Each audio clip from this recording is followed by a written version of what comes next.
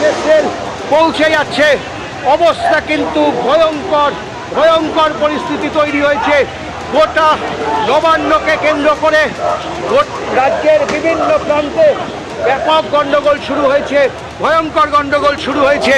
একই পরিস্থিতি হাওড়া ব্রিজের ওপরেও, এখানেও কিন্তু ভীষণ পরিমাণে গন্ডগোল হচ্ছে।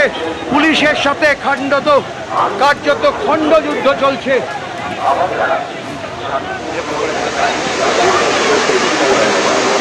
একেবারে আন্দোলনকারীদের ছত্রভঙ্গ করতে একেবারে যত রকম প্রক্রিয়া পুলিশ এই মুহূর্তে সমস্তটাই ব্যবহার করে ফেলেছে। যদিও আন্দোলনকারীরা কিছুটা পিছু উঠেছেন, কিন্তু তারাও একজোট হয়ে রয়েছেন পুলিশকে লক্ষ্য করে। কখনো তারা ইট ছুটছেন, আবার কখনো তারা একেবারে ব্যারিকেড ভেঙে এগোনোর চেষ্টা করছেন।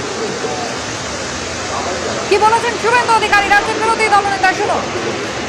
ভয়ঙ্কর অত্যাচার শুরু হয়েছে এবং ছাত্র সমাজের ডাকে আপামর মানুষও নেমেছেন।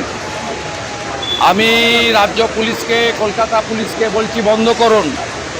কলেজ স্কোয়ারে জল কামান মারছেন, বহু লোক ইনজুর হয়েছে। সাঁতরাগাছিতে গ্যাস ফাটাচ্ছেন, বন্ধ করুন অত্যাচার, নইলে আগামীকাল পশ্চিমবঙ্গ স্তব্ধ করবো আমরা। বিরোধী দলনেতা শুভেন্দু অধিকারী আগামীকাল পশ্চিমবঙ্গ স্তব্ধ করার হুঁশিয়ারি দিয়েছেন। পুলিশকে তিনি থামতে বলছেন। এই মুহূর্তে কিন্তু একেবারে চরম উত্তেজনা। মহিলারা তারাও কিন্তু এই আন্দোলনে সমানভাবে সামিল হয়েছেন। অর্ণব রয়েছেন আমাদের সঙ্গে। অর্ণব, আন্দোলনকারীরা